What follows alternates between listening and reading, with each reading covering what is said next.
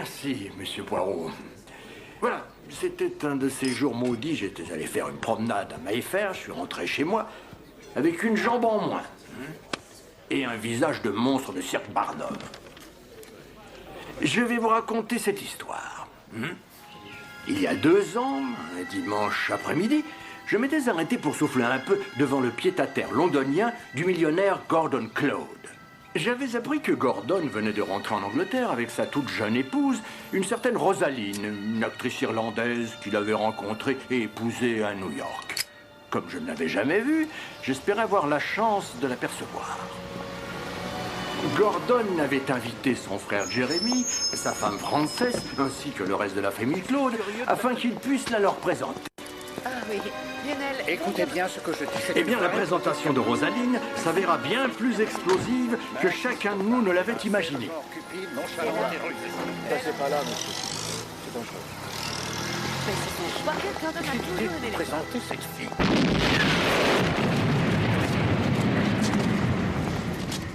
Du gaz. Un coup de fil anonyme avait signalé une odeur suspecte. Ça a soufflé toute la façade de la maison. Depuis l'intérieur, Gordon et une douzaine d'autres personnes ont été tuées sur le coup. La famille Claude se trouvait suffisamment loin de l'explosion pour s'en sortir indemne. Mais, par miracle, Rosaline aussi survécut. Soudain, elle sortit vivante de ce brasier. Elle était descendue à la cave choisir du vin avec son frère, un certain David Hunter. Pauvre Rosaline, veuve pour la seconde fois de sa vie à l'âge de, de 23 ans. Elle s'était donc mariée une première fois? Ah oui. Un certain Robert Underhay, un de mes vieux complices. J'étais à l'armée avec lui, à Mombasa. D'où ma curiosité, vous comprenez? Quelque temps auparavant, le premier mari, Underhay, était décédé. Il a disparu. Dans la jungle.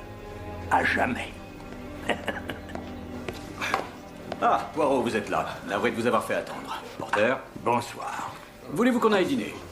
Oui. Major. Au revoir.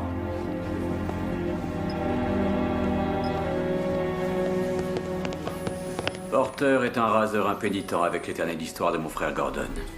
Il ne peut pas savoir que vous nous connaissiez, les Claude.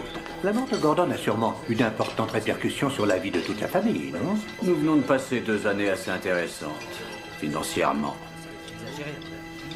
Quant à ma nièce, Lynn, Avez-vous de ces nouvelles? elle rentre bientôt, en Angleterre. Définitivement? Vous savez que votre nièce est une enfant pour laquelle j'éprouve beaucoup d'affection. Oh, ce n'est plus une enfant, elle est fiancée et va se marier. Non. Un de ses cousins, pour tout dire. Rollet, un fermier, un homme assez agréable. C'est un Claude. Lynn m'a prié de vous inviter à notre réception annuelle à Farobank. Vous y rencontrerez la veuve de Gordon. Bien, du bœuf, je le veux bien cuit. C'est comme ça qu'ils le font ici. Et puis, du pudding au raisin. Bien, monsieur. Maintenant, le vin. 2 verres de rouge de la réserve maison.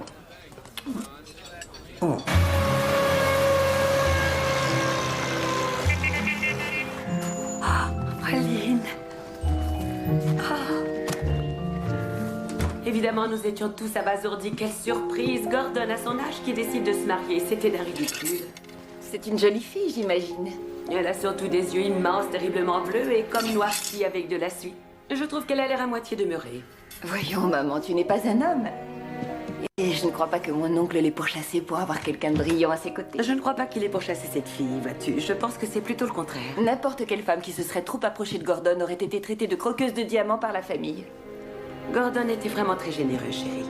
Envers de tous. Dis-moi, ça n'a pas beaucoup changé à Wormsley Vale depuis que je suis partie? Tout de même, en 4 ans, tu aurais pu faire réparer les robinets.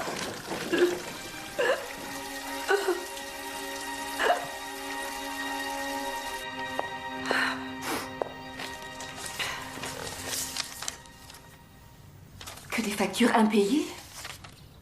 Après la mort de ton père, Gordy m'a pris à part et il m'a dit « Écoute, je ne veux pas que tu aies de problème d'argent.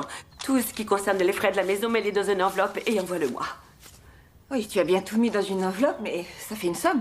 Est-ce que tu te souviens qu'on ait fait une seule dépense inconsidérée ici? Est-ce que cette femme dont j'ai oublié le nom ne pouvait pas payer, sa veuve? Il aurait suffi qu'elle passe un chèque de temps en temps. Il n'est pas possible. Franchement, je crois que Rosaline le ferait volontiers, mais sûrement pas son frère. C'est vraiment un sale individu, celui-là. Qu'est-ce que son frère a à voir dans cette affaire? C'est lui qui tient les rênes. Qu'est-ce que tu entends par tenir les rênes? C'est lui qui commande, il contrôle tout. Ses dépenses, tout ce qu'elle fait, ses conversations, si tant est qu'elle en est. Et il dirige Faro Bank comme si ça lui appartenait. En vérité, t'es tenté moi-même, doutons fort que ce David Hunter soit le frère de Rosaline. Voilà le relais.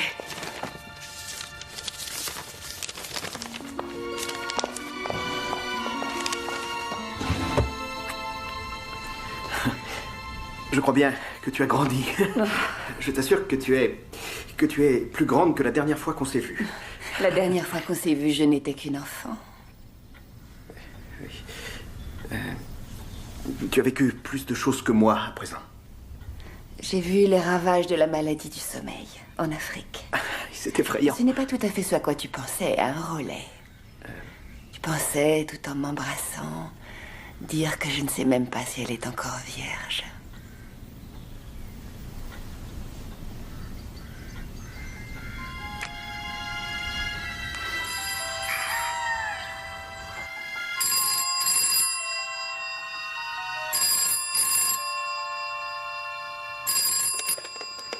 Rosaline Claude. Tu n'es pas une Claude. Tu es une roulure, une sale petite traînée. Une traînée irlandaise. Et moi, qu'est-ce que je suis?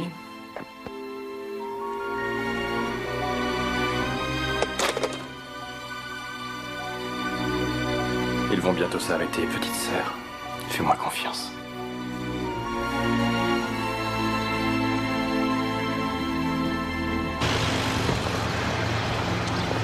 Mon cher Georges, tout dans mon nouvel appartement m'enchante, et vous le savez. Toutefois, ce matin, un méchant courant d'air m'a importuné. Ah, et puis aussi, en ce qui concerne le rangement de mes livres sur les étagères... Je suis d'accord, monsieur. C'est inacceptable, ça n'arrivera plus. Merci. D'autres abominations, monsieur, ou je peux servir le petit déjeuner? Si.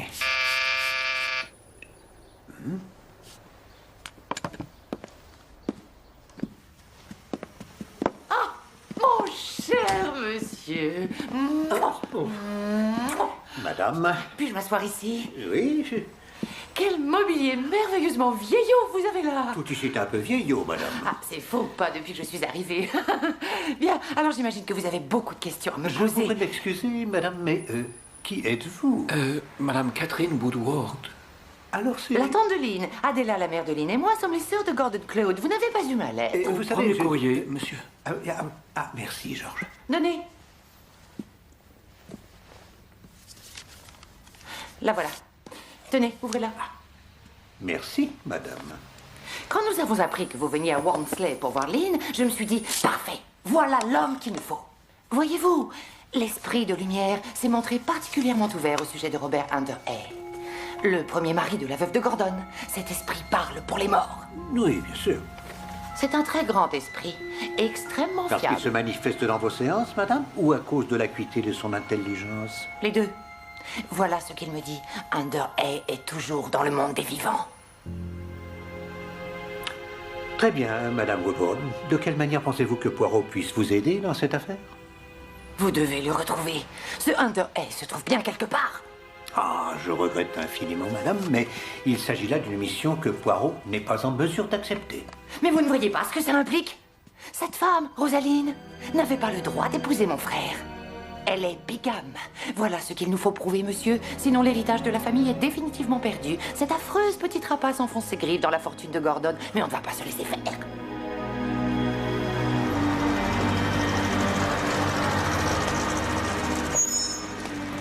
Merci.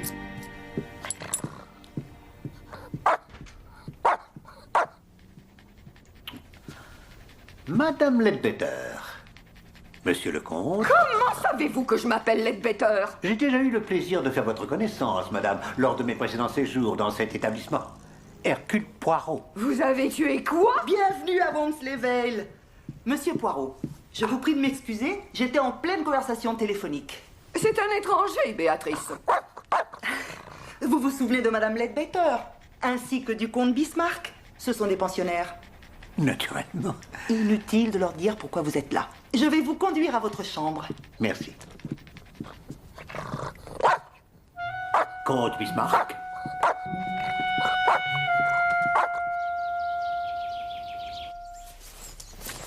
Je n'y arrive pas, rien à faire. Allons, laisse-moi t'aider. Quoi? Chérie, mais que se passe-t-il? Je crois que tu n'as pas fait une bonne affaire avec moi, Frances.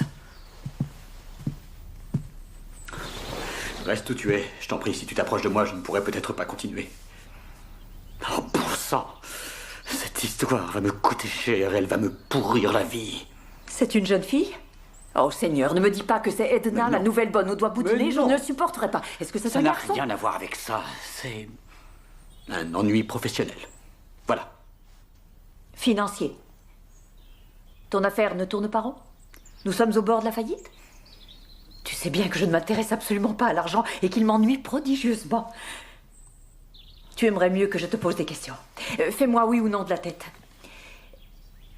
Et à qui appartenait cet argent? Il était à nous? C'était celui des actionnaires. Il a disparu beaucoup d'argent? Les retraites. Tu as dépensé l'argent des pensions. Jeremy, mon père était un baronnet, un escroc de la pire espèce qui vivait au crochet des gens. Mon frère Charles en était un aussi. Quand je pense à mon enfance, j'ai autant de souvenirs de dîner dans les palaces que de déménagement à la cloche de bois la nuit pour échapper aux huissiers. Si on hypothéquait la maison... Je vois, tu l'as déjà hypothéquée. Eh bien, il n'y a qu'un seul moyen, il faut taper quelqu'un. Un millionnaire. Alors, on va voir si je suis bien la digne fille de mon père.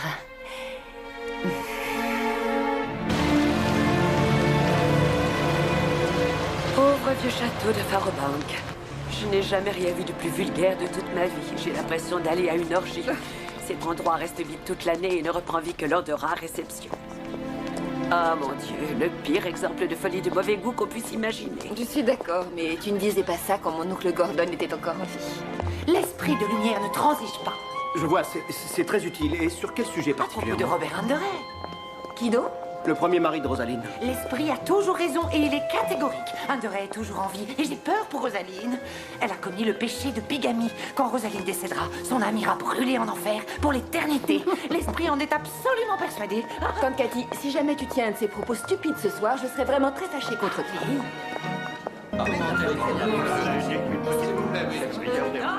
Combien sont Petite collation, petite collation. Merci. Vous êtes venu finalement? Ah, la voilà. Ça va plus, mais tout ça. Non, je ne dois pas, merci. Je vous ai vu au conseil. Oui, on a passé une très bonne C'est soirée. intéressant. Je suis devenu sage. Je ne sais que... Enfin, c'est pas un truc. Je suis d'accord, faites attention à ce que vous dites. C'est jamais ça. Est-ce que vous la ressentez? Quoi? La haine du clan? J'imagine que vous êtes David Hunter. Et vous, Lynn, l'enfant prodigue? En quelque sorte.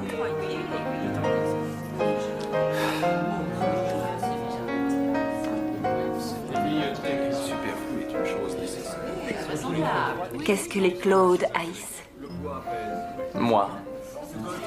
Et puis ma sœur. Mais moi principalement. Car c'est moi qui tiens les cordons de la bourse bien serrés quand votre clan se trouve dans les parages. Quel est le terme le plus approprié pour définir une tribu de Claude qui ne peut plus exploiter le filet? Je ne sais pas du tout. Une non-existence.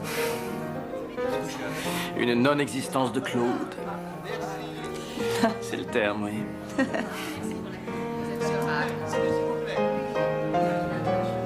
Savez-vous qui a dit qu'une femme sans homme était comme un poisson? Pour quelle raison vous mariez-vous à Rowley? C'est une brute et un raseur. Regardez-le. Il nous lance des regards du coin de l'œil. Il a peur de ce que je pourrais vous dire. Et il a raison. Votre sœur, Rosaline. Parlez-moi d'elle. Eh bien, ce n'est pas une lumière. Ce dont vous pouvez vous rendre compte vous-même. Vous êtes comme moi. Vous voyez absolument tout.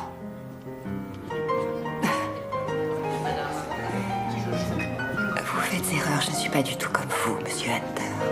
Mon cher David, vous êtes bel homme, mais vous devez un peu vous étoffer. Vous devez à tout prix goûter ça. Pourquoi? Est-ce qu'ils sont fourrés de poison? Quoi?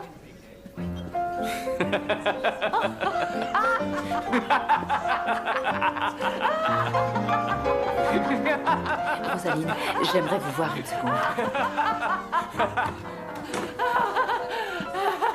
C'est Cathy, toujours aussi excitée. Ce sont ces séances de spiritisme qui lui troublent le cerveau. Comme il n'y a pas de façon élégante de le dire, je vais être très directe. Jérémy s'est mis dans le pétrin. Je ne vais pas vous assommer avec des détails, mais une importante somme d'argent qui n'était pas tout à fait à lui vient de s'égarer. Vous trouvez ça embarrassant, Rosaline? Imaginez ce que je ressens. Quelle somme d'argent vous faudrait-il? Mais s'occuper de la gestion de tout un hôpital au cœur de la jungle africaine, voilà qui implique de lourdes responsabilités, non? Toutes vos lettres m'ont été d'un grand soutien. C'est la pure vérité. À vrai dire, elles m'ont encouragée. J'étais très ami avec votre père. Je lui avais promis de suivre de près le parcours que vous feriez dans la vie. Cependant, il ignorait bien sûr que votre parcours vous emmènerait à des milliers de kilomètres d'ici. Votre père serait vraiment très fier de vous, mademoiselle. Extrêmement fier. Rosaline, je suis tout à fait consciente, ma chère, que vous avez sauvé mon mariage. Je consacrerai le restant de ma vie sur cette terre à veiller à ce que vous soyez heureuse et épanouie. Et bienvenue à Wormsley Vale.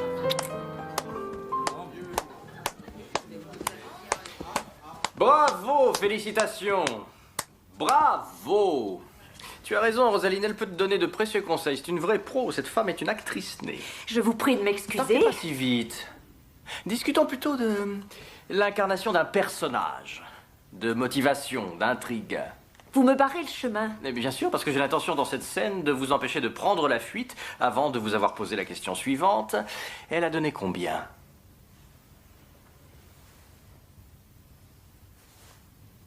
Alors, combien? Quel que soit ce qui ait pu se passer entre elle et moi, ça ne vous regarde absolument pas. Vous faites là une déclaration à la fois idiote et mensongère. Et si jamais je vous entends redire ça, je serai très désagréable envers vous, Frances. Et vous n'aimerez pas ça. Alors, combien?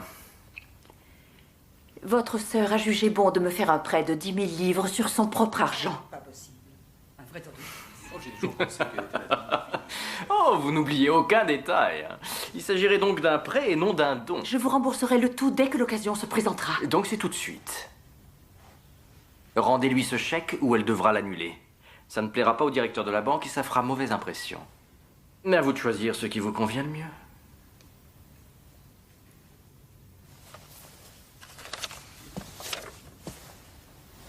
Non, non. Comme vous l'avez dit si justement, il ne s'agit pas de mon argent. C'est celui de ma sœur. Alors rendez-le lui tout de suite.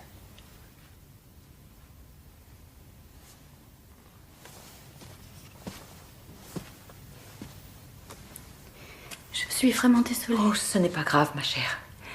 Jamais je n'oublierai la gentillesse que vous m'avez témoignée. Pas plus, David, que je n'oublierai votre attitude. Ça ne fait rien, Frances. Peu importe.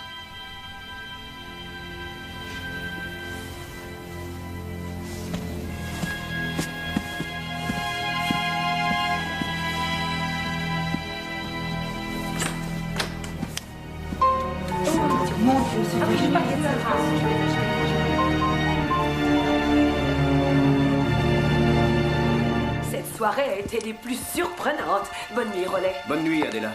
Ne tarde pas trop, chérie.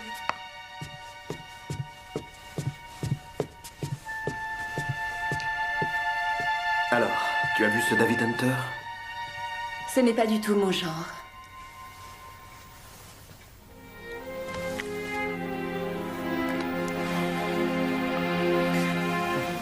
Donc la réponse à la question que tu m'as posée aujourd'hui, Mais quelle question, Lynn?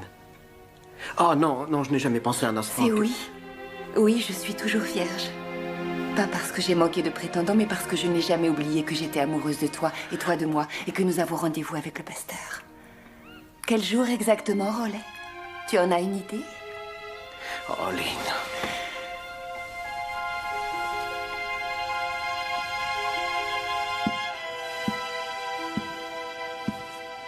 Je veux rentrer chez moi. Mon vrai chez moi. Je te l'ai déjà dit, je ne peux pas vendre la maison avant que les droits de succession ne soient réglés. Ce qui sera bientôt fait, mais jusque-là, profite de l'inconfort de ta nouvelle famille. De sales parasites, tous autant qu'ils sont. Qui ont eu la vie trop facile pendant trop longtemps. Il est temps maintenant qu'ils se débrouillent seuls sans que Gordy Chéri leur distribue de l'argent comme des confettis. Je sens qu'ils me haïssent. C'est vrai qu'ils te haïssent, Serette. Il faut juste que tu apprennes à l'encaisser. David. Encaisse.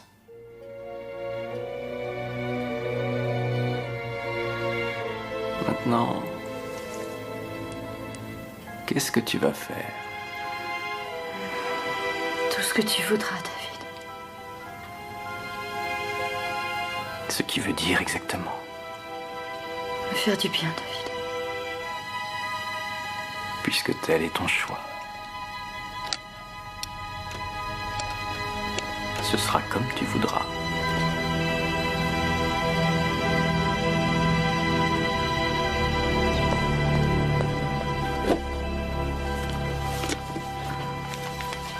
Expédition perdue en Amazonie, recherche d'Underey abandonnée. L'expédition conduite par le célèbre explorateur Robert Underey.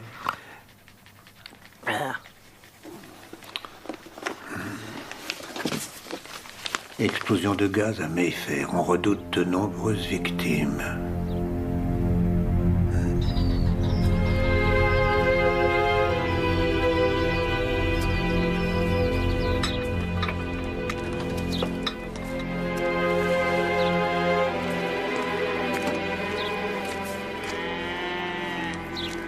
Bonjour. Bonjour. Vous pouvez me dire où se trouve Faro Bank?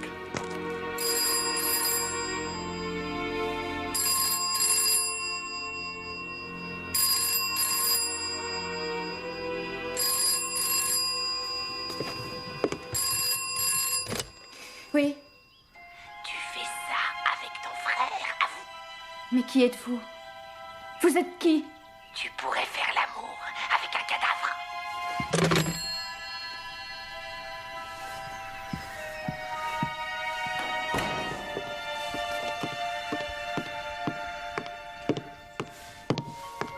Qui était-ce?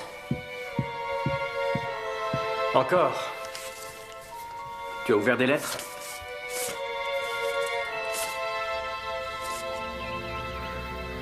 Qu'est-ce que c'est que ça? Quelqu'un l'a apporté?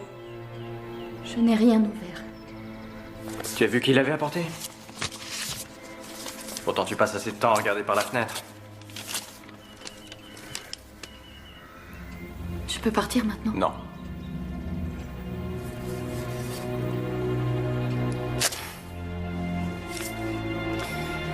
Oui, en fait, oui, tu dois aller à Londres. Allez, va chercher le chauffeur. Vite!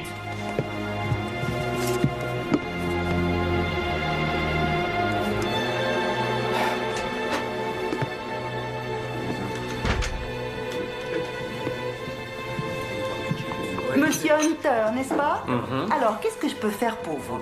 Eh bien, il y a un de vos clients qui m'a invité à venir le voir chez vous aujourd'hui. Entrez.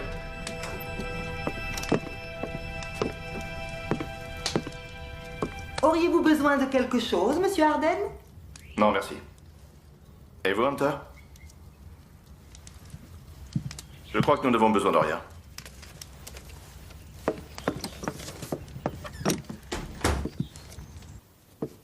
Venez me voir cet après-midi, je vous apprendrai quelque chose qui ne manque pas d'intérêt concernant le mari de votre petite sœur, Rosaline.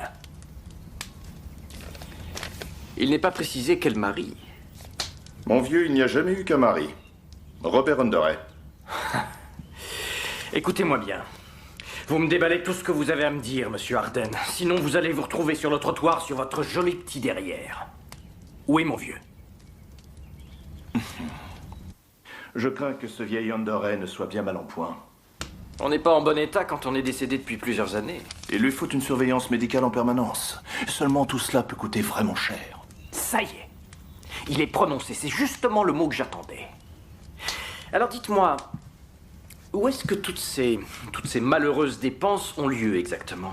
Ça, c'est une information que je me refuse à révéler au Cloud. Mais bien sûr, si votre sœur n'était pas en mesure de contribuer aux frais du traitement de mon cher ami Robert Underhay, je serais forcé de mener toute la famille Cloud jusqu'à lui. Naturellement. Dans son intérêt à lui. C'est ce que je vois. Mais vous n'avez jamais rencontré Underhay, n'est-ce pas? Peut-être que je devrais me passer de l'intermédiaire et parler moi-même à Rosaline. Alors, que pensez-vous de ça? Je crois qu'il vaut mieux essayer de ne pas trop causer de chagrin aux dames. Ce sera 20 000 livres, en liquide uniquement. Prenez donc un peu de temps pour réfléchir et revenez quand vous aurez pris votre décision. Cet établissement, Béatrice Lippincott, est un repère de personnes lascives ainsi que perverses. Éloignez-vous de cette porte.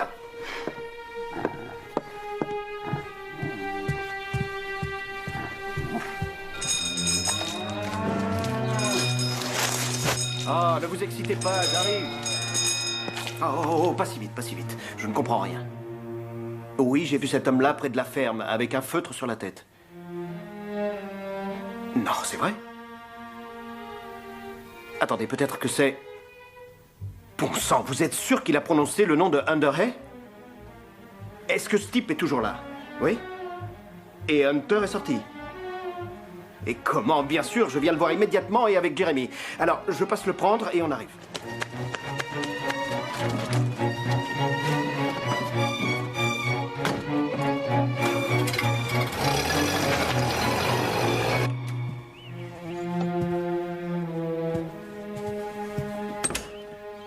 C'est Rowley. Il veut te voir. Il est très agité.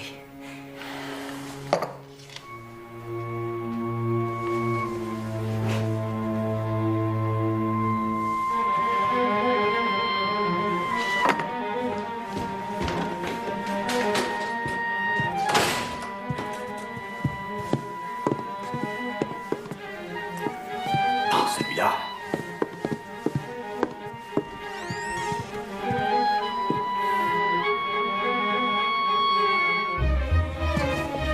Venez dans les appartements, monsieur Rowley. Je ne sais pas. On sera plus à l'aise. Je suis absolument sûre de ce que j'ai entendu. Et David? Écoute-moi, ne dis rien. Appelle la banque et dis-leur que tu veux retirer aujourd'hui 20 000 livres. Je viendrai ce soir les chercher.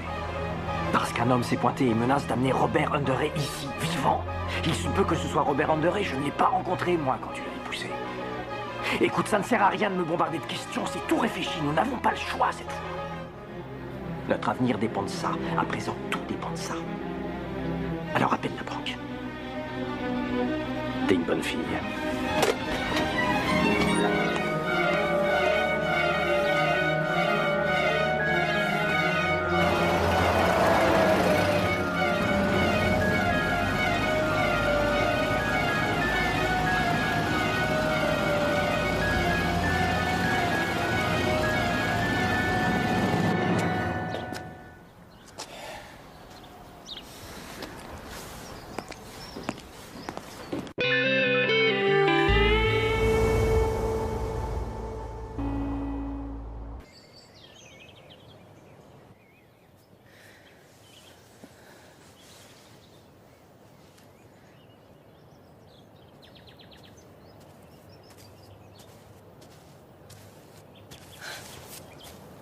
Elle vous hypnotise. Elle vous plaît. On l'appelle la lune de la chasse. Une lune à laquelle se pendre. Vous me glacez le sang.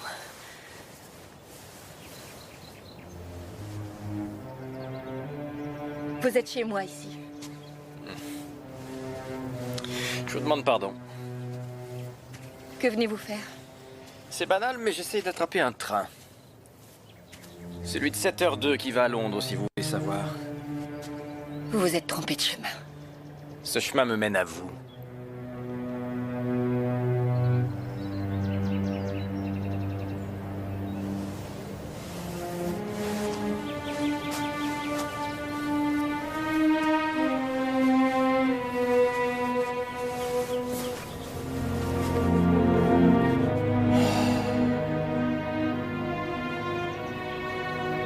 quoi est-ce que vous pensiez? À l'instant, toute seule ici. Le regard perdu dans le ciel. Ne préparez pas votre réponse.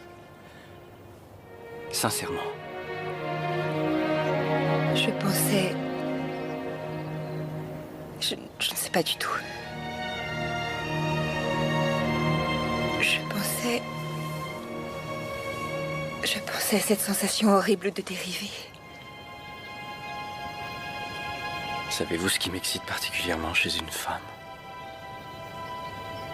C'est ce léger frémissement si rare au moment où elle dit la vérité.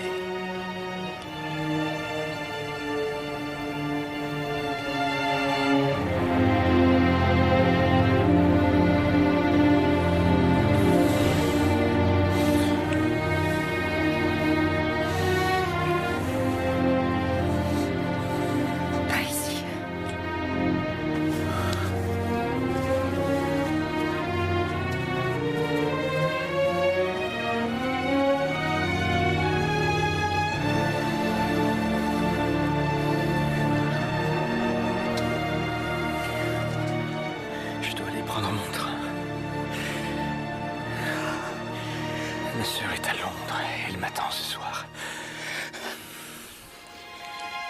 Je vous téléphonerai dès mon arrivée. À la minute où j'arriverai.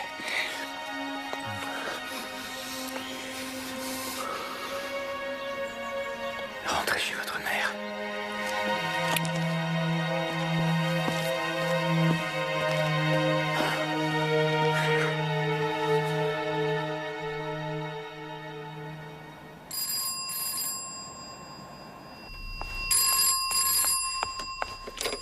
« 1768-139. J'ai un appel de Londres. Allô? Allô? C'est moi. Vous pouvez parler? J'en suis pas sûre. Je peux écouter. David? Vous devez épouser Roley, Claude. Et au plus vite. Oubliez-moi. Quant à moi, je ferai en sorte de vous oublier. David, ce n'est pas sérieux. Vous et moi, on se déchirerait à coup sûr.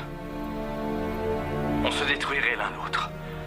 Vous me mentez, n'est-ce pas? Pourquoi? Pourquoi vous me mentez comme ça? Je vous détruirai, c'est sûr. C'est dans ma nature, Lynn, de profaner tout ce qui m'est cher. Et je vous aime trop pour vous infliger ça.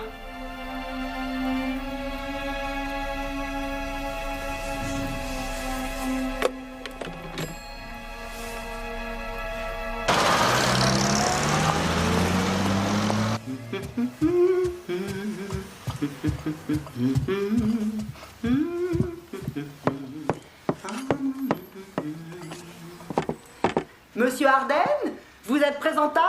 Petit déjeuner.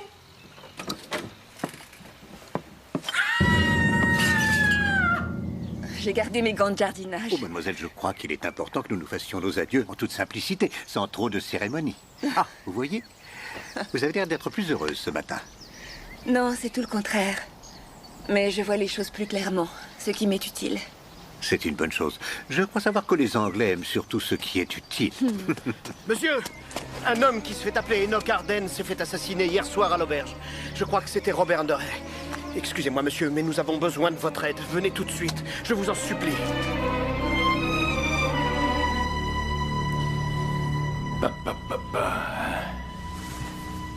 C'est une chance, en tout cas, que vous soyez là. Vous pourrez me montrer comment vous vous y prenez pour résoudre les énigmes. Je suis le commissaire Spence. Monsieur le commissaire. Et en plus, je crois que vous connaissez bien les Claude. En quoi serait-ce un plus, commissaire? Drôle de bande. Ce sera pratique d'avoir quelqu'un à l'intérieur. Docteur Lionel, entrez donc. Monsieur Poirot. Voilà. Mon patient, je présume. Savez-vous que cette bavarde de Lippincott raconte à tout le monde qu'il s'agit d'un suicide? Cette chère Béatrice. Ah, ce n'est pas la façon la plus efficace de se donner la mort que de s'enfoncer l'arrière du crâne avec une paire de pincettes. Alors, pour ce qui est de l'heure du décès,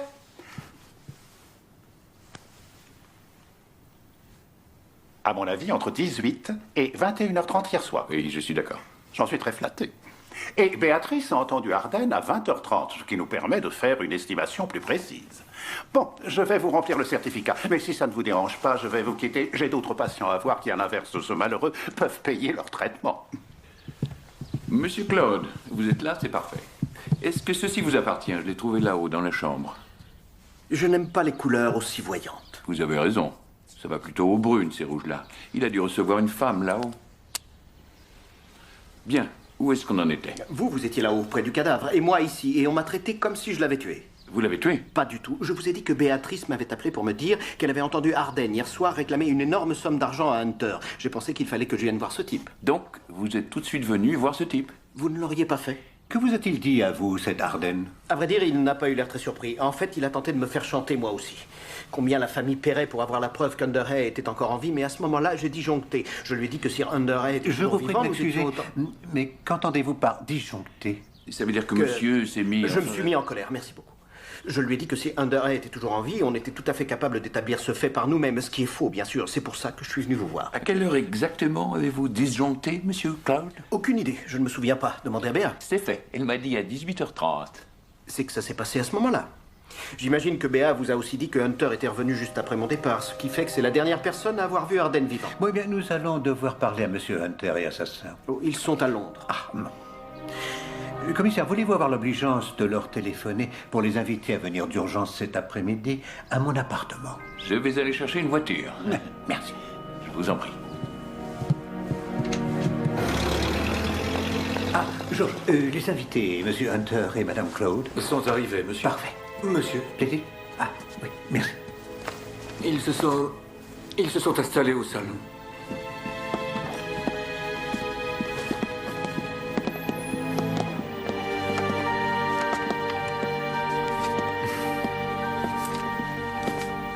Très beau tableau. Poirot, que tu connais déjà. Madame. Et à en juger par cette jolie paire de chaussures bon marché, vous êtes policier? Je suis le commissaire Harold Spence. Oh, le commissaire Harold Spence.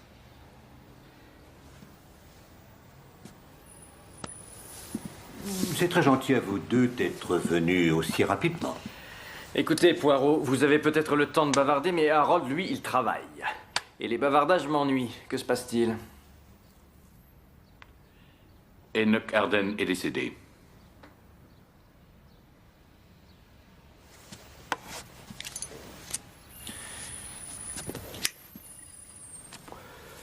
Voilà qui est passionnant, Harold.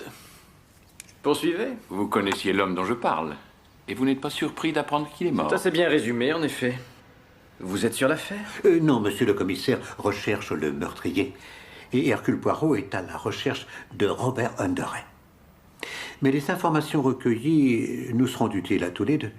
Vous ne niez pas avoir discuté de Underhay avec cet homme qui se fait appeler Arden. Je n'ai pas eu l'occasion de nier quoi que ce soit, Harold. Je vous signale que c'est vous qui parlez tout le temps. Mais Robert est décédé. Juste pour la forme, monsieur Hunter. Pourquoi ne me dites-vous pas vous étiez hier entre 18h et 21h? Et juste pour la forme, Harold, pourquoi est-ce que je vous le dirais? Eh bien parce qu'un refus de coopérer vous compromettrait. Ça ne pourrait me compromettre que si j'avais réellement commis ce crime. Il n'est pas très brillant, qu'en dites-vous? Vous devriez travailler seul. Monsieur Hunter, que voulait Arden au juste? Il est de mon devoir, Poirot, d'intercepter et de détruire toute manœuvre qui pourrait délester ma sœur de sa fortune. Et Dieu sait si j'ai entendu parler de pauvreté et de privation, surtout par les Claude. Mais se servir d'Underhay pour me faire chanter, ça c'est le bouquet. Franchement, j'étais impatient de voir quelle sorte d'Underhay ce type allait me présenter parce qu'il ne pouvait pas être vivant. Quoi qu'il en soit, pour protéger ma sœur, j'ai décidé de payer ce maître chanteur. À quoi bon rouvrir de vieilles blessures, hein? Béatrice Lippincott dit que vous êtes retourné voir Arden une deuxième fois hier soir. Pour quelle raison? Pour lui dire qu'il aurait bientôt son argent. Quand je l'ai vu la deuxième fois, il était encore en vie. Madame Claude, cet homme, cet Arden, prétendait qu'il connaissait votre premier mari, Robert Underhay. Alors, serait-il possible que vous l'ayez connu autrefois, peut-être sous un autre nom? Alors, si vous vouliez bien avoir la gentillesse... Non, pas si vite, Poirot. Il n'est pas question qu'Harold emmène ma sœur examiner un maudit cadavre amoché. Pourquoi amoché, monsieur? Bien, dans ce cas. Mais tu ne vois donc pas ce qu'ils essaient d'insinuer? Ils disent que ce cadavre pourrait être celui de Robert. Je dois aller vérifier par moi-même. J'en ai le droit, non? David, je t'en supplie. Excusez-moi, mais je ne crois pas à ce genre d'exercice. Étant donné les circonstances, pourrait-elle reconnaître le corps comme étant celui d'Underhead? Ah, s'il vous plaît. Oui, merci infiniment, commissaire. Oui, oui, vous m'avez rendu un grand service. Au revoir. L'après-midi du meurtre, Rosaline Claude a appelé son banquier pour le prévenir qu'elle ferait un retrait de 20 000 livres en espèces. Grand Dieu, c'est bon, cette fois on le tient. Vous pensez que ça peut être retenu contre David Hunter? Hunter lui a fait faire ça parce qu'il avait décidé de payer. Oui, ça ne fait aucun doute, c'est bien une preuve. Non, ça prouve simplement qu'il y a eu chantage. Mais ça ne prouve pas qu'il ait eu l'intention de commettre un crime. Il faut choisir, il ne faut pas dire n'importe quoi. Soit M. Hunter se préparait à payer, soit il se préparait à l'assassiner. Me suis-je bien fait comprendre? Dans toute cette affaire, rien, vous entendez, rien ne colle véritablement. Et plus particulièrement, le défunt pose un problème. Enoch Arden. Ce n'est même pas une anagramme. Non, c'est un personnage de Tennyson. Je me suis renseigné. Un type s'en va et quand il revient, sa femme s'est remariée, la maison est vide. Mais j'ai oublié ce qu'il faisait ensuite. Ce qu'il vous faut, Monsieur Claude, c'est un témoin indépendant, qui n'ait aucun lien avec la famille, qui ait connu Robert Underhay, et qui, en voyant le cadavre, pourrait me dire « Oui, c'est bien Robert Underhay » ou « Non, ce n'est pas lui ». Ce n'est que de cette manière que vous obtiendrez la vérité. Bien sûr, c'est évident, mais où voulez-vous trouver un témoin aussi exceptionnel? Alors, Monsieur Claude, avez-vous, oui ou non, fait appel au service du plus grand détective du monde? Venez, je vais vous présenter ce témoin exceptionnel. Major Porter, je vous salue. Vous n'auriez pas de cigarette sur vous, Monsieur Poirot. Je m'aperçois que mes munitions sont épuisées. Bien sûr, voyons. C'est trop gentil.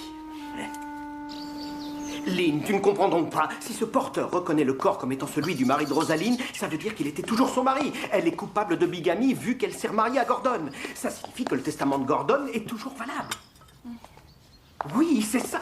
Ce qui veut dire qu'il revient un quart de tous les biens à Jeremy, un quart à Cathy, un quart à ta mère et un quart à moi. Si on se dépêche d'engager les poursuites, on aura l'argent dans la poche dans 1 an environ. Je ne veux pas te faire vivre dans une porcherie. Ta vie a été dure en Afrique. Et puis, j'ai eu mon compte ici, moi aussi. Mais que vont-ils faire? Qui donc? Rosaline et David.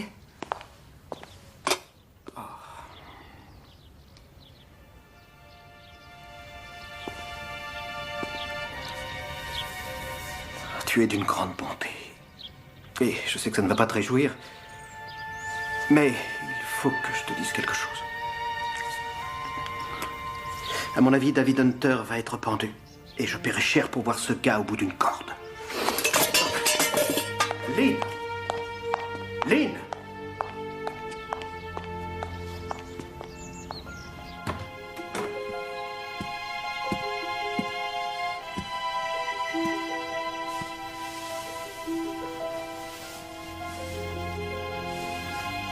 Ce n'est pas moi qui ai fait ça. On sait tous les deux que je pourrais arriver à t'en convaincre. Mais je veux que tu le crois en toute liberté. Parce que c'est la vérité. C'est inouï qu'on ait dû revenir dans ce lieu cauchemardesque. Ils sont obligés de faire une enquête, Rosaline. Ça ne va durer qu'une journée. Ils vont tout découvrir. Toute ma vie. Rien ne sera découvert. Parce que rien ne sortira de ces jolies lèvres qui ne soit d'abord sorti de là. Et voilà pourquoi tout va très bien se passer.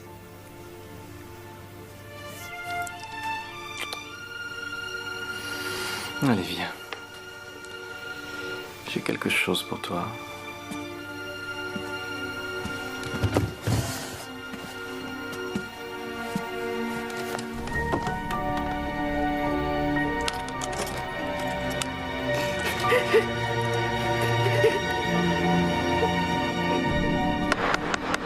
Je vous remercie. Je vous remercie. Suivant. J'appelle David Hunter. Tu as vu, il ne bouge pas.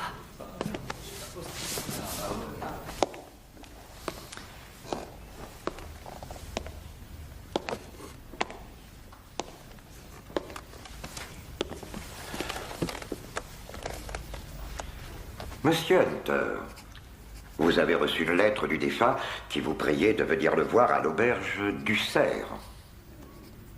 Oui. Est-ce que vous avez conservé cette lettre? Non. Parce que je ne vois pas l'intérêt de garder un message qu'on n'a pas réclamé. Et vous? Croyez-vous qu'il soit raisonnable qu'un homme dans votre situation adopte un ton aussi insolent? Qu'entendez-vous par votre situation? Je n'ai jamais eu de situation de ma vie, monsieur. Ceci n'est pas judicieux de votre part, monsieur Hunter. Nous tentons aujourd'hui d'établir la cause du décès d'une personne qui vous a adressé à... Justement, c'est absurde. Ça, vous l'avez déjà fait. Un objet très pesant, son crâne, et bang! Qui que soit cet homme, il est mort. Quelqu'un l'a tué.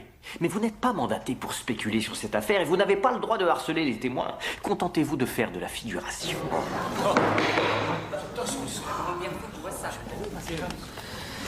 Mais de toute évidence, puisque vous êtes fasciné par la vie de personnes bien plus intéressantes que vous-même, je vais vous éclairer sur ce point.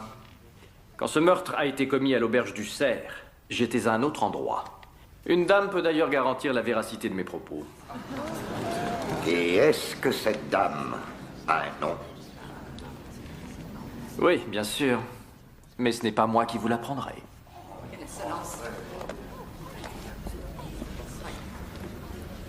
J'appelle le Major Porter.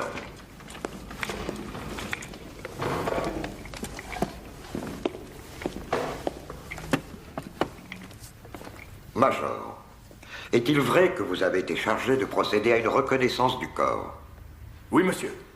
Est-ce que vous avez pu identifier l'homme que vous avez vu? Absolument, monsieur. Vous avez l'air bien sûr de vous, Major. Il n'y a vraiment pas l'ombre d'un doute, monsieur. L'homme que j'ai vu était bien Bobby Underhead. Oui. Oh, regarde. S'il a dit, c'est que c'est vrai. Allez, ça joue.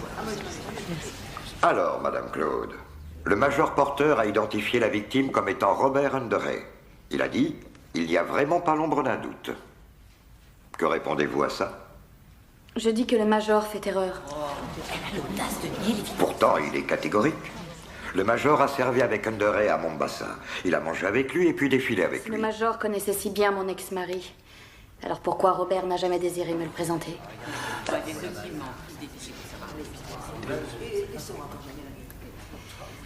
Et moi, tous les matins, pendant 2 ans, j'ai observé Robert Underhead dans son bain. Je l'ai écouté fredonner ton petit bébé a disparu dans le trou de la baignoire. J'ai dormi à ses côtés dans son lit. Le Major Porter, est-ce qu'il a fait ça? J'étais très amoureuse de Robert. Je le connaissais bien. Quand il est décédé, j'ai vécu un cauchemar. Ça dépasse l'entendement qu'on puisse insinuer qu'il est à nouveau vivant et qu'il est revenu du fin fond de l'Afrique jusqu'à Wormsley Vale et que je ne le reconnaisse même pas.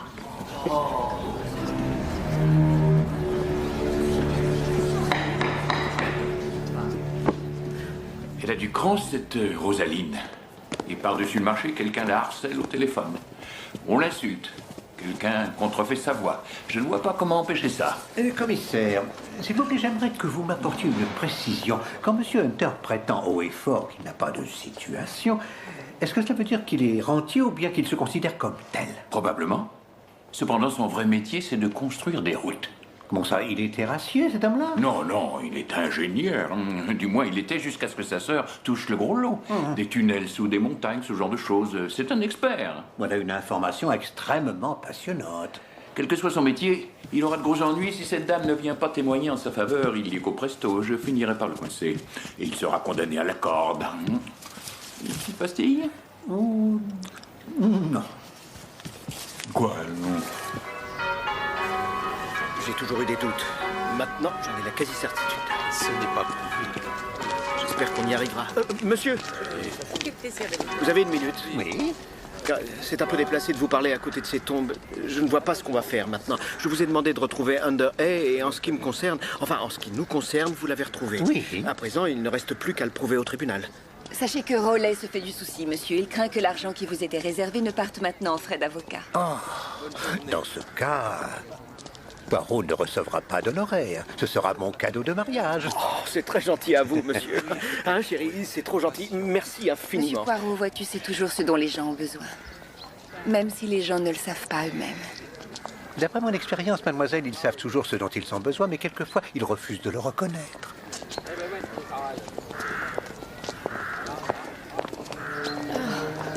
Excusez-moi.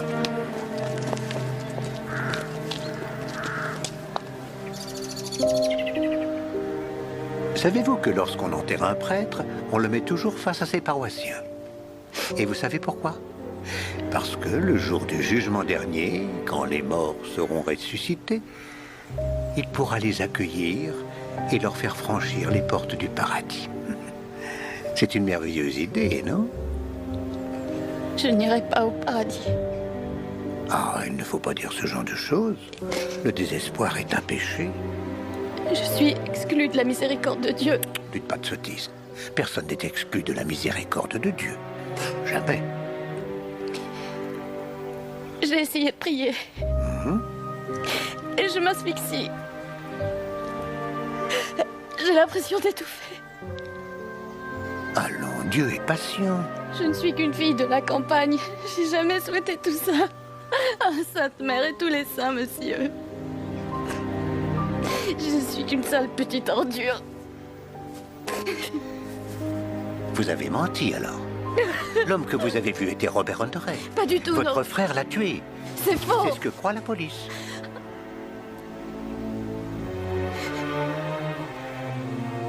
Je ne suis pas votre ennemi, madame.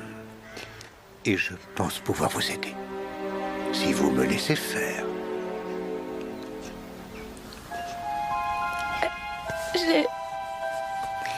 C'est David. J'ai besoin de David. Vous feriez mieux d'avouer, je vous dis que ce n'est pas moi. David! Mais dans quel état es-tu? Il y a eu une émeute à l'église? Oh. Monsieur et moi, nous sommes devenus un couple inséparable. Alors, monsieur Hunter. Non! David, il faut que ça s'arrête maintenant. Je t'en supplie, David. Allons, ça ne fait que commencer. Allons-y, je vous prie.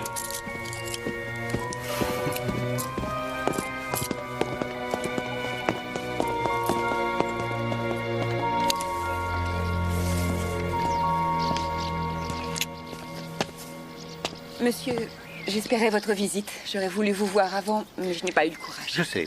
J'ai remarqué qu'à l'église, vous étiez fort triste. Oui, j'ai changé, monsieur. Et j'avoue que j'ai assez de mal à m'adapter. Non, mademoiselle, vous n'avez pas du tout changé. Vous êtes partie en Afrique parce que vous vouliez fuir l'Angleterre. Que représentait l'Angleterre pour vous? Votre école était froide, une nourriture triste, un climat maussade? Oui, pour tout ça. Non. Vous êtes partie parce que vous vouliez échapper à Rowley Claude. D'ailleurs, c'est toujours le cas. Vous avez parlé à David? Non, mais vous, en revanche, oui. C'est à vous qu'il a fait allusion au tribunal, non? Vous avez un flair diabolique, n'est-ce pas, monsieur? Mais c'est mon métier. On a parlé tous les deux. Pas plus de quelques minutes. Ici, dans ce jardin. Et je me suis dit, cet homme-là, c'est quelqu'un qui... J'ai besoin de lui. Même s'il me frappait, je pense que je lui baiserais les mains, que je l'aimerais. Et David Hunter s'est mis totalement à votre disposition. Vous savez pourquoi? Pour vous forcer la main. Si vous voulez qu'il échappe à la potence, il faut que vous ayez le courage de dire « Oui, c'était moi. J'étais bien avec lui à cette heure-là.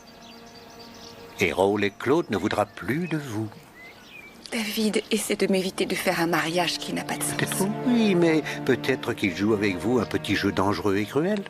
Seulement, il a fait de vous son alibi et vous êtes obligé de tout avouer à présent.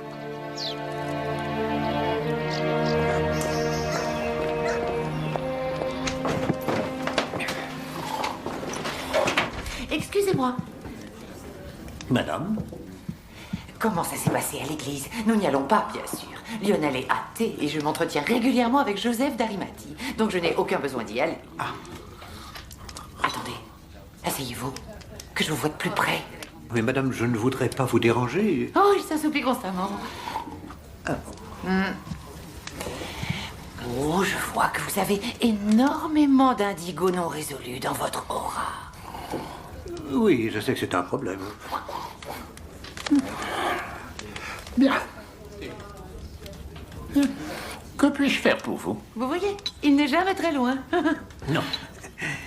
Docteur, est-ce que vous pourriez me dire si l'expertise médicale effectuée dans cette affaire est entièrement satisfaisante?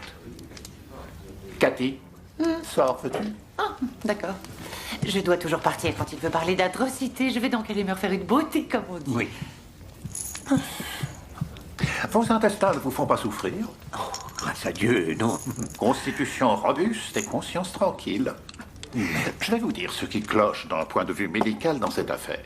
Ce n'est pas l'arme du crime qui a tué ce malheureux Arden. Recouverte de sang, bien sûr, et de cheveux, mais... Il y a quelque chose qui ne colle pas. Quelle intuition! Écoutez-moi, docteur. Oui? Où est-ce que vous étiez à l'heure du meurtre? Ici. J'ai fait une visite à Madame Ledbetter, c'est-à-dire que je l'ai entendue divaguer pendant 1 heure. Mais elle paie bien. Vérifiez si vous voulez, réveillez-la. Seulement gare aux oreilles. Je vous prie de m'excuser, docteur. Oh, une seconde, je les oublie. Madame Rosaline Claude. Et qu'est-ce qu'elle a? Je crois qu'elle n'est pas très bien. Ayez la bonté d'aller la voir et faites-moi parvenir vos honoraires. Très volontiers. Ce n'est pas l'arme du crime qui a tué ce malheureux Arden. Il y a quelque chose qui ne colle pas.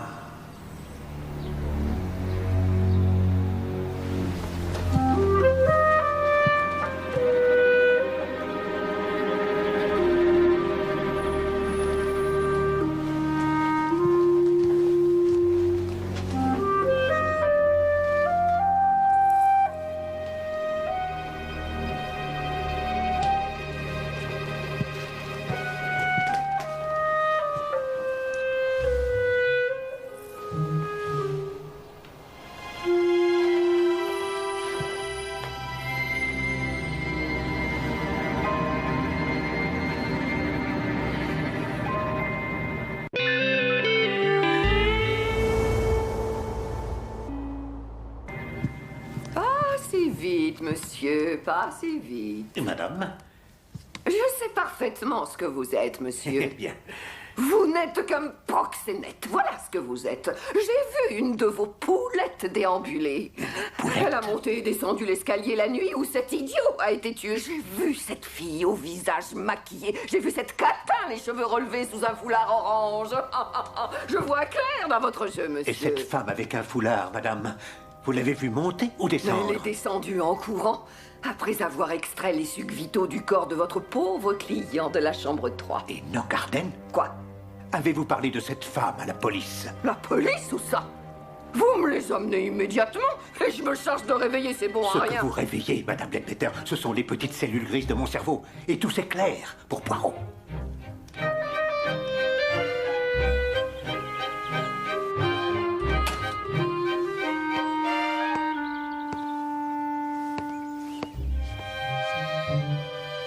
Y a-t-il quelqu'un? C'est moi, Poirot.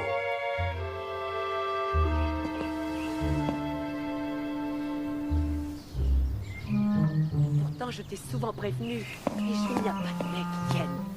On ne fait pas ces choses-là. C'est absolument monstrueux. Et bien sûr, c'est moi qui dois tirer l'affaire. Mais pourquoi Merci.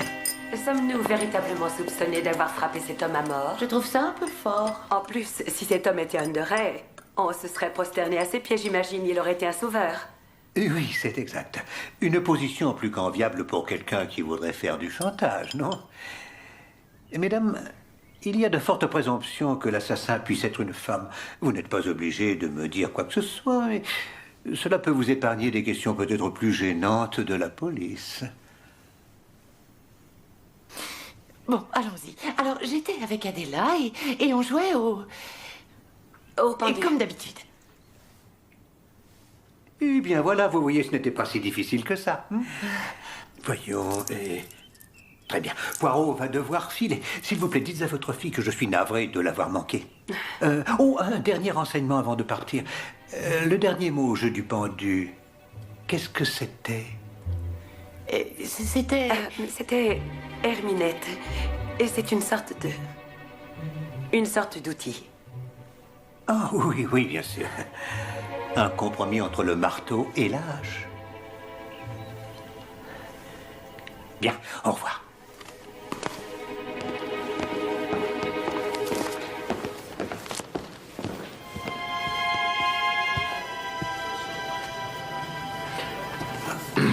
Il vous faut autre chose, Major? Non. Non, merci, Gérald. C'est ce que j'avais demandé. Bien, monsieur.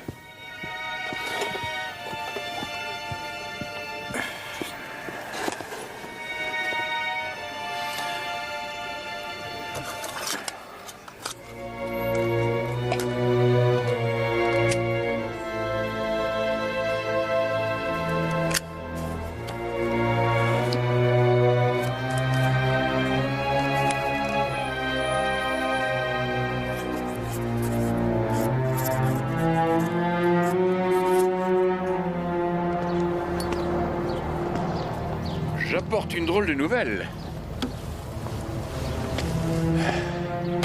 C'est un vrai coup dur pour les Cloud, qui doivent trouver quelqu'un d'autre pour identifier Anderhay pour le juge.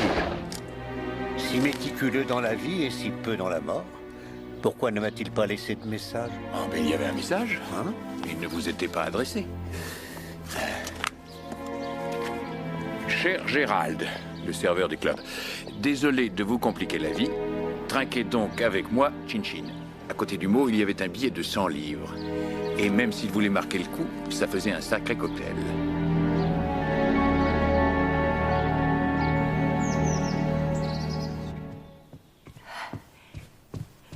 Navré de vous avoir fait attendre, monsieur.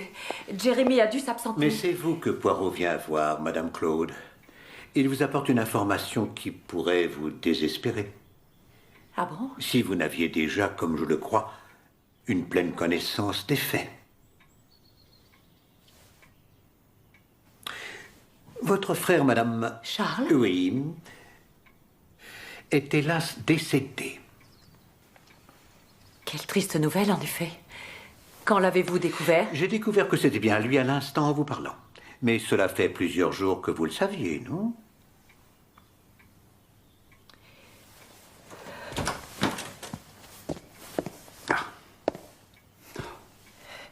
Jamais je ne pleurerai devant un étranger. Vous avez envie d'en dire davantage, alors poursuivez. Poirot voit tout, et c'est ainsi, madame. Il a cette aptitude, c'est dans sa nature. Il paraissait probable qu'un membre de la famille Claude fasse un jour apparaître cet Enoch Arden. Poirot avait pensé qu'on avait engagé un acteur pour jouer ce rôle-là. Pendant qu'il vous attendait, il y a un instant, il a regardé toutes les photos de votre famille. Et Poirot a remarqué un espace vide. Et il en a donc conclu qu'on avait enlevé une photo.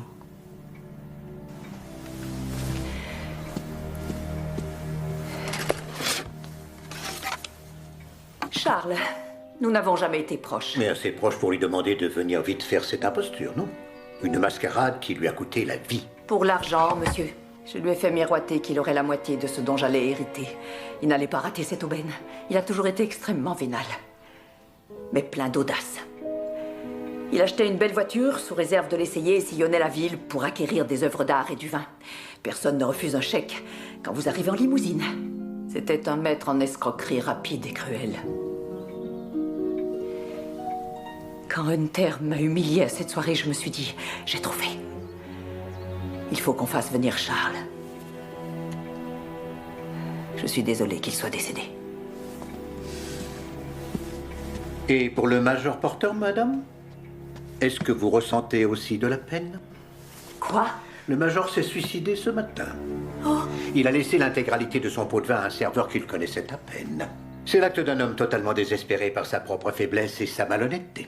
Quel pot de vin? Vous n'avez pas offert au Major Porter 100 livres pour qu'il reconnaisse le corps de votre frère comme étant celui de Robert Anderhay? Qu'est-ce que vous racontez? Qu'avez-vous pensé, madame, quand le major l'a affirmé? Un mensonge grossier qu'il ne pouvait pas se résoudre à devoir répéter sous serment au tribunal.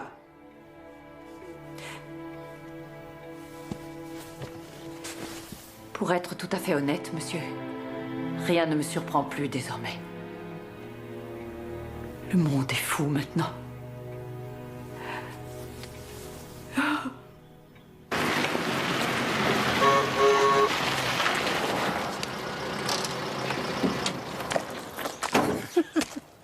Je vous ai fait sursauter. Oui. Hein. C'est ma façon de tester votre cœur gratuitement. Rosaline, il n'y a pas de traitement de faveur. Ah. Et comment l'avez-vous trouvé? Je l'ai trouvé assez surmené. Pas dans son assiette. Mais rien de grave, il suffit qu'elle prenne un supplément de vitamines, c'est tout. Et ces vitamines, je les lui ai aussi fournies. En effet, ce qui cloche chez elle, c'est qu'elle souffre d'un traumatisme dû à cette explosion. Et puis le fait de vivre avec ce frère pervers n'arrange rien, bien sûr, mais là, ça n'entre pas dans mes attributions. Payable à 30 jours. Comment ah oui, la douloureuse. Le moment un peu cruel où l'on doit payer quelque chose que l'on n'a pas consommé.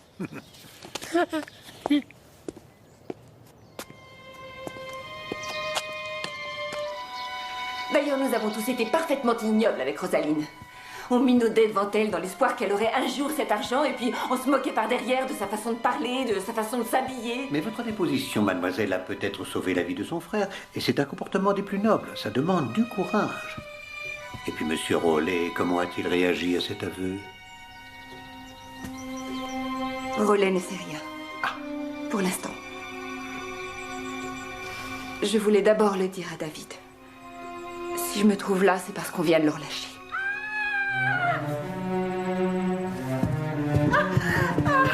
Que se passe-t-il? Non, non, non, non, mademoiselle, non, non, s'il vous plaît. Laissez Poirot s'en occuper. Oh.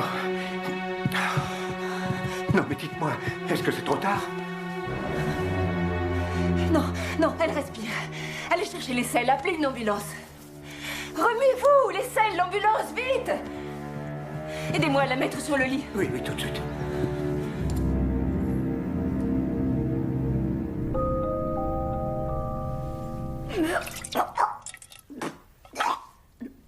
Allez, videz ça et apportez-moi de l'eau froide et des serviettes. Dépêchez-vous. Ça va aller. Je suis désolée, mais dans la brousse, on est obligé de crier pour faire bouger les choses. Oh, vous êtes admirable. Vous permettez? Et madame, voulez-vous bien que Poirot... Je ne comprends pas que ça lui arrive aussi souvent. Mais c'est comme une crise de foie, c'est provoqué par une trop grande dose de morphine. Même pour une toxicomane comme madame Claude, la dose était particulièrement forte et destinée à la tuer.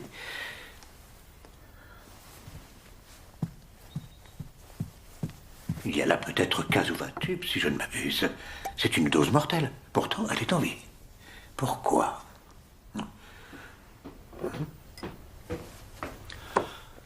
Oh, voilà une scène bien touchante. David! Non, ne me parlez pas. Ne me regardez pas. Je ne vous avais rien demandé. Ça ne vous rapportera rien d'être allé à la police. Est-ce que je dois remercier Poirot d'avoir sauvé la vie de ma sœur? Dites-moi, est-ce que vous avez pris cette femme-là en flagrant délit d'empoisonnement? S'il y a un délit, monsieur, c'est vous qui le commettez. C'est vous l'empoisonneur, ici. Je calcule simplement les doses de morphine qu'elle doit prendre, et ceci depuis l'explosion. Où que nous allions, cette saloperie est en sûreté et mise sous clé. Non. Non, pas aujourd'hui, monsieur. Non. Votre sœur souhaitait mettre fin à ses jours, monsieur.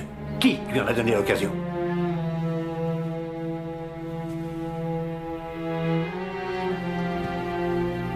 Dites à cette femme de s'éloigner de ma petite sœur. Je veux être seul avec Rosaline. Mademoiselle.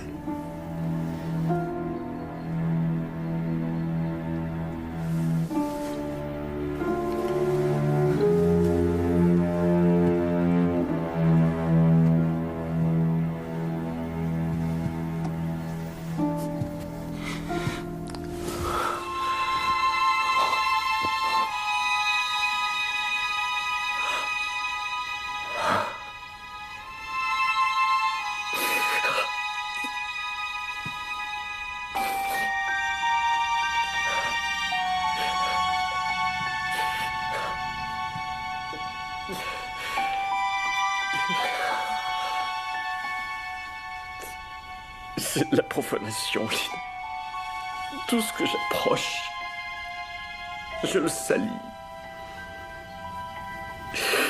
Je profane tout ce qui m'est cher.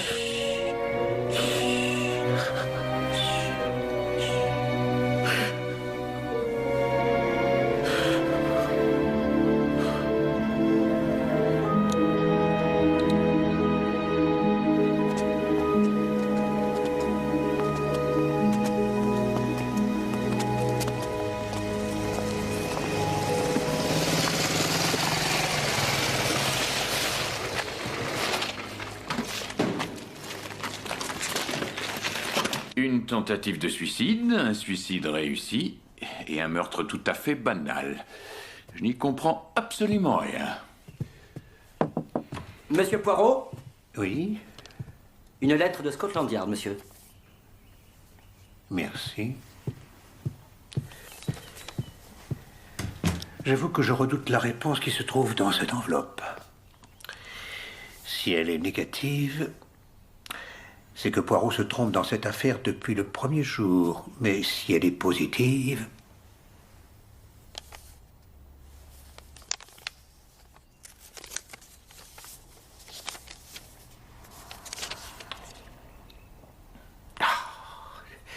Ah, Poirot, quel imbécile tu fais! Tu as commandé les journaux de l'époque, tu les as bien lus. Tu mériterais une flagellation publique pour ne pas t'être posé la question avant. Donc la réponse est positive. Vous savez qui a commis le meurtre alors? Il n'y a pas eu de meurtre à Wormsley Hale. Et pourtant c'est un endroit qui abrite l'auteur d'un véritable massacre répugnant, abominable, dans lequel ont péri plusieurs victimes innocentes. C'est effarant. Mais maintenant ta carapace vient de tomber, mon ami. Et ta noirceur est révélée au grand jour.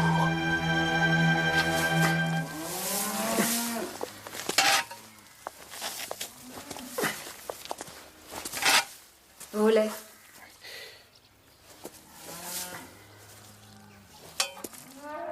Tu as pleuré? Et je vais probablement repleurer dans une minute. Est-ce que c'est le bon endroit pour parler? Ou faut-il qu'on aille à l'intérieur? Non, c'est bon ici. Dans le purin.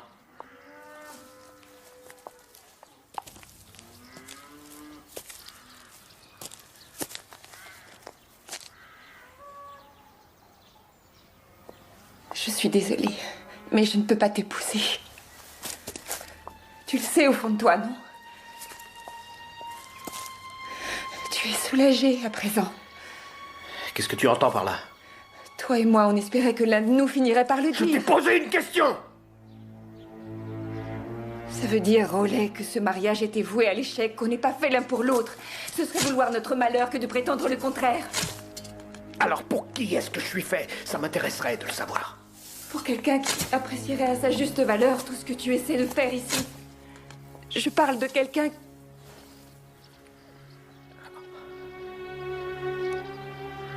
à qui cela suffirait. Oui, je vois. Alors tu estimes que je ne suis pas assez bien pour Lynn Markmont. Non, ne fais pas ça, Non, Rollet. ne me dis pas ce que je dois faire. Tu ne peux plus me donner d'ordre maintenant. Et est-ce que je peux savoir qui est assez bon pour elle? Quel est ce sacré vénard?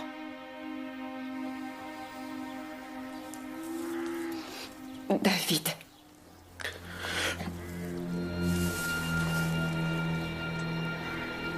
J'aime David.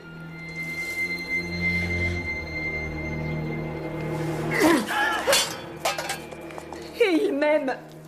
Je n'imagine pas une minute qu'on sera particulièrement heureux, lui et moi, c'est vrai. Mais aussi étrange que cela puisse paraître, ça m'est égal. L'amour, tu sais, c'est plus grand que le bonheur.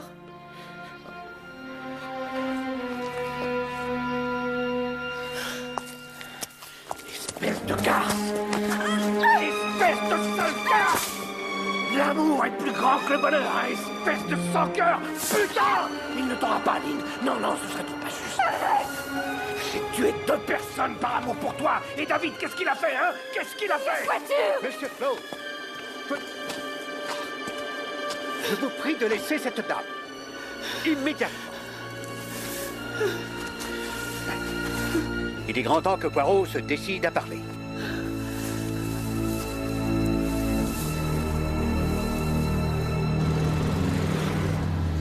La mort de Rosaline Claude. Qui parmi vous n'a pas songé à cette mort un jour ou l'autre? Est-ce que ce n'était pas la solution à tous les problèmes financiers de la famille Claude? Elle n'est pas morte, Poirot. C'est juste, monsieur, elle est en vie. Mais si vos pensées avaient pu la tuer, elle serait déjà morte un millier de fois. Il y a tant de dissimulation et tant de fausseté chez vous tous. Vous, madame, vous qui maîtrisez si bien les voix d'outre-tombe, toutes ces voix qui parlent miraculeusement dans vos séances, la haine vous rend monstrueuse. Quel est votre nom? Allez, dites-le. Tu pourrais faire l'amour avec un cadavre. Maudite catin, sale petite crue. Mais votre sœur vous désapprouvait, elle a même tenté de vous faire cesser ces coups de fil. Mais cela vous était impossible. Et la nuit du meurtre, elle vous a surprise à nouveau. Sachant que vous seriez compromise, elle vous a proposé un alibi qui vous couvrait toutes les deux. L'alibi du jeu du pendu. Herminette. Astucieux. Sale petite Irlandaise. Catherine. Y a pas de mots assez grossiers. Ce n'est qu'une vieille salope pleurnicharde. Fille de rien sorcière. Catherine. Arrête, ça suffit. Et bien sûr, ce docteur si dévoué qui s'est occupé la nuit du meurtre de Madame Leadbetter. Pendant combien de temps, Madame Leadbetter? Pendant 1 heure à peu près. 1 heure? 10 minutes tout au plus, oui. Mais il m'a facturé l'heure entière, cet escroc. Ce bon médecin, dont le système digestif est paralysé par la quantité colossale de morphine qu'il lui faut absorber tous les jours. Je comprends tout maintenant. Pas étonnant que cette famille ait besoin d'autant d'argent. Et puis Poirot vous a envoyé examiner Rosaline Claude. Et là, vous avez découvert ce que vous soupçonniez depuis le jour du procès, lorsque vous aviez vu chez elle vos propres symptômes d'intoxication. Vous en aviez la confirmation. Excellent. Excellent. Une droguée comme vous, avec un vrai trésor, des tubes de morphine. Oh non, je rêve. C'est curieux, hein, docteur, que votre égoïsme qui vous a poussé à lui voler ce produit ait sauvé la vie de votre patiente. Car lors de sa tentative de suicide, elle avait pris, je ne sais pas, une quinzaine, peut-être une vingtaine de doses. Mais il y en avait très peu contenant de la morphine, parce que tous les autres tubes, vous les aviez vidés à la hâte et puis remplis à nouveau d'huile de ricin. Ce fameux complément de vitamines que vous comptiez bien faire payer à Poirot une somme exorbitante. Monsieur, excusez-moi, mais vous causez du tort à cette famille en disant des choses qui ne pourront jamais s'effacer. Arrêtez, je vous prie. Je ne nie pas avoir songé également à me débarrasser de cette veuve. Mais j'ai tué Arden. Ah bon? Enfin, Charles. Béatrice m'avait appelé et m'avait tout raconté avant que j'entre dans sa chambre. J'ai cru que j'étais en position de force. Mais ça m'a tellement révolté de voir cet homme hautain planté devant moi, puant la corruption, que tout d'un coup, j'ai vu rouge. Car non seulement vous aviez déjà rencontré cet homme, mais vous aviez vu sa photo chez votre tante. C'est vrai que depuis ma plus tendre enfance, personne de votre génération ne m'a jamais pris au sérieux, ne m'a jamais fait confiance. Et vous saviez que ces deux-là complotaient en secret pour que la famille récupère l'argent de Gordon. Pourquoi ne l'avez-vous pas dit? Poursuivez, soudain, vous avez vu rouge et vous l'avez frappé. Oh oui, je l'ai frappé. Je lui ai envoyé un direct droit. Et il est tombé. Il s'est fracassé le crâne sur le bord de la pierre de la cheminée. J'ai compris tout de suite qu'il était mort. Et vous avez saisi votre chance. Vous avez traîné le corps jusqu'au centre de la pièce et vous l'avez tué pour la 2e fois. Puis vous avez pris soin de nettoyer le sang de la pierre devant le feu, c'est bien ça. Mais vous n'avez nettoyé qu'un seul côté. Poirot voit tout. Ah, et puis, comme j'étais pratiquement certain que Béatrice raconterait sans se faire prier ce qu'elle avait entendu, cette affaire reviendrait aux oreilles de Hunter. Ça ne me dérangeait pas puisque je savais que Lynn venait de tomber amoureuse de lui. Je l'ai même su avant toi, Lynn. Et puis il y a eu cette jolie petite comédie de ce pauvre Major Porter. Comment savez-vous que c'est moi qui lui ai fait faire ça? Vous n'auriez pas de cigarette sur vous, monsieur Poirot. Je m'aperçois que mes munitions sont épuisées. Et si le Major Porter ne vous a pas quémandé une cigarette, à vous, Rollet, c'est précisément parce qu'il savait que vous ne fumiez pas. Oh, mais où va-t-on trouver un témoin aussi exceptionnel? Ce sont vos propres termes. Pourtant, quelques heures plus tôt, vous aviez glissé un billet de 100 livres dans la main de la personne que Poirot, justement, voulait vous présenter, ce que vous saviez parfaitement. Je t'avais dit que j'avais tué 2 personnes. Dans le cas de Porter, c'est comme si j'avais moi-même appuyé sur la détente. Oui. Je constate donc qu'il y a eu 2 morts, mais qu'aucun d'eux n'a été assassiné. Mais aujourd'hui, mes amis, Poirot va présenter un meurtrier qui a fait preuve d'une telle violence que ça le remplit d'horreur.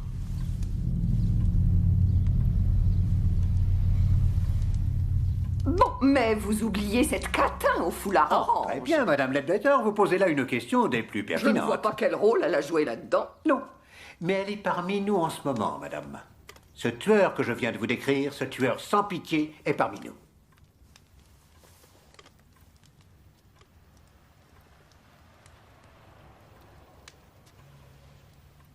Commissaire. Alors, juste pour la forme, Monsieur Hunter, voulez-vous mettre ce foulard, je vous prie? Vous allez devoir trouver une meilleure preuve que ça, Poirot. Très bien. Commissaire, est-ce que je me trompe ou vous avez encore dans la poche le tube de rouge à lèvres? Le voilà. Alors veuillez, je vous prie, de passer à Monsieur Hunter, juste pour la forme. Non. Ça manque de dignité. Mais cela aurait été aussi le cas juste avant de commettre un meurtre. Alors peut-être pourriez-vous nous expliquer pourquoi vous avez jugé utile de le faire? Est-ce que cela vous dérangerait de tout expliquer vous-même? J'ai l'impression que vous aimez beaucoup le son de votre voix. Parfait. Donc, à 18h30, vous êtes revenu ici pour dire à ce monsieur Arden, « Oui, j'accepte de vous donner la somme que vous me demandez. » Mais vous l'avez trouvé mort. Et vous avez réalisé que vous couriez le risque d'être suspecté d'un crime que vous n'aviez pas commis. Personne ne devait vous voir là. Il fallait partir pour Londres. Donc, vous recherchez, ou plutôt, vous allez converser avec Mademoiselle Marchmont.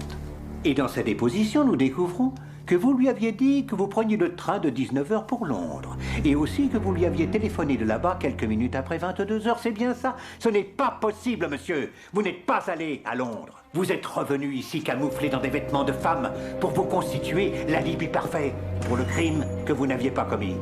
Vous avez laissé un indice à l'attention de la police, un rouge à lèvres.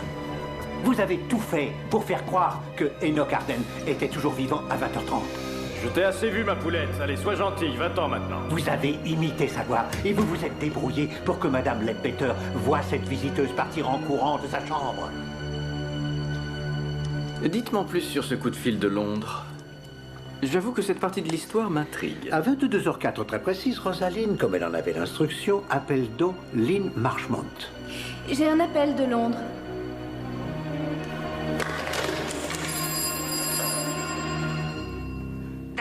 C'est moi. Bon, tout cela prouve que je suis bien conscient de tous les hideux subterfuges que cette famille est prête à employer.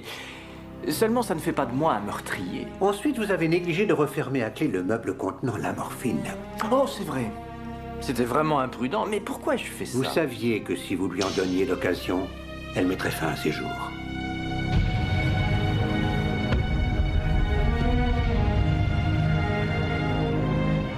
Un dernier service que vous avez tranquillement savouré.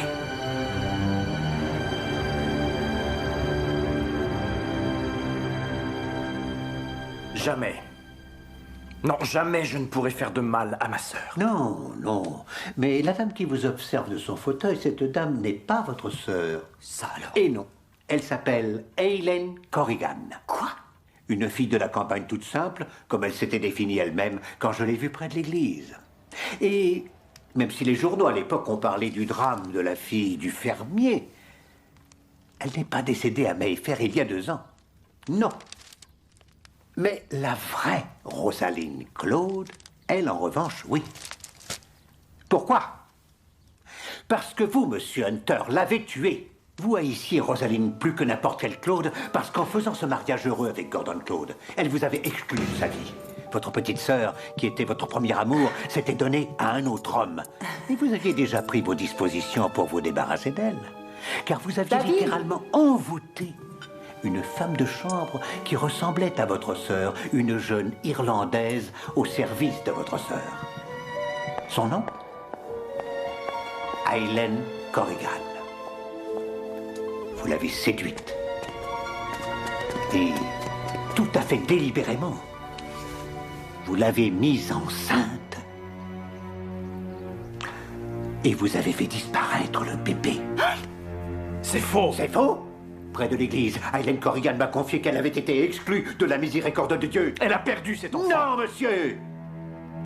C'est faux. Elle a dû subir un avortement.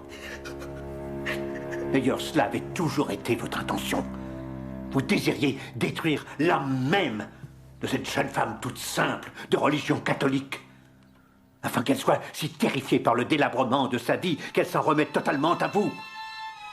C'est ainsi que, maintenue dans cet état par la morphine et dominée par la terreur, Eileen Corrigan obéissait, elle faisait tout ce que vous lui disiez de faire. Mais pourquoi? Pourquoi? Mais parce que vous, monsieur, lui aviez promis le salut si elle vous obéissait, et les flammes de l'enfer si elle refusait. Et ce que vous vouliez obtenir d'elle ce jour-là, c'est qu'elle devienne totalement la veuve de Gordon Cloud. Mais votre brave sœur se faisait du souci pour vous. Elle savait que son mariage vous avait contrarié, alors elle voulait profiter de cette réception pour se réconcilier avec vous. Elle voulait vous demander pardon et vous faire partager son bonheur. Quelle horreur, David. C'est effrayant ce qui se passe ici. Mais s'il n'était pas question de pardon, vous l'avez puni en vous appropriant sa fortune et vous avez infligé une des morts les plus violentes qui soient à votre seule et unique sœur.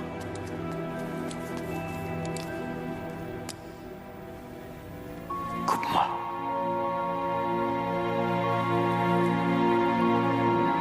Coupe-moi la joue. Coupe-moi la joue. C'est ce que vous m'avez dit, monsieur Hunter. Et c'est ce que j'ai fait. Et j'ai éprouvé du plaisir à le faire.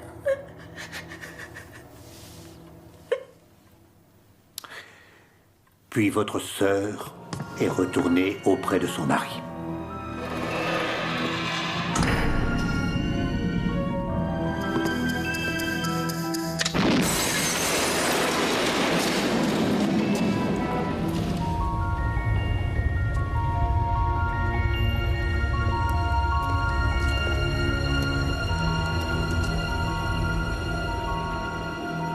De la dynamite.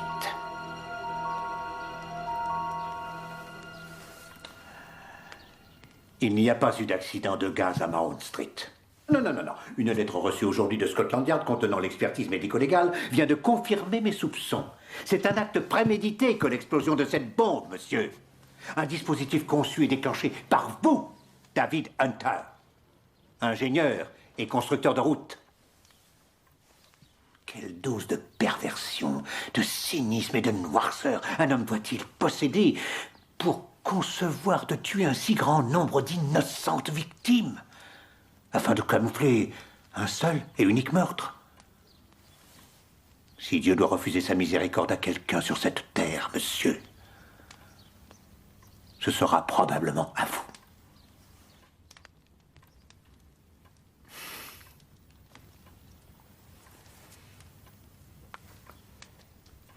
Cependant, il y a une chose que vous ignorez. À votre avis, combien y a-t-il de bâtons d'explosifs dispersés dans cette salle d'auberge prêts à exploser? Je n'en sais trop rien moi-même. J'ai fait ça un peu rapidement. Mais suffisamment pour envoyer cette misérable auberge à 1 kilomètre dans les airs. Non, vous ne le ferez pas.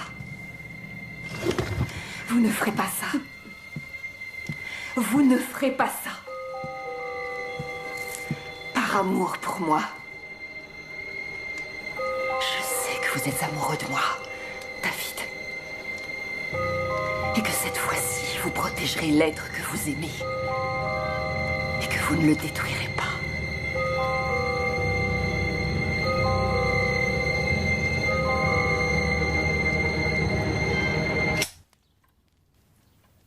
Finalement, je ne vais pas le faire.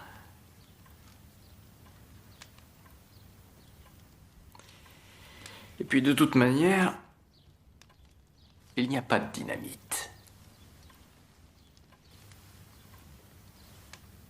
Je vous ai tous bien eus.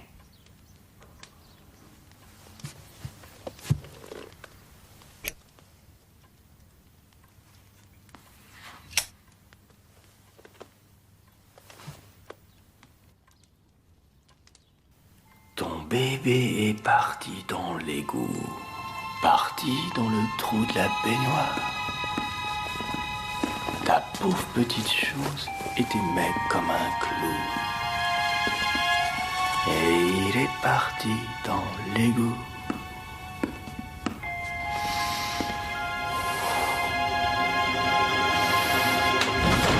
David Hunter a été pendu, 13 morts.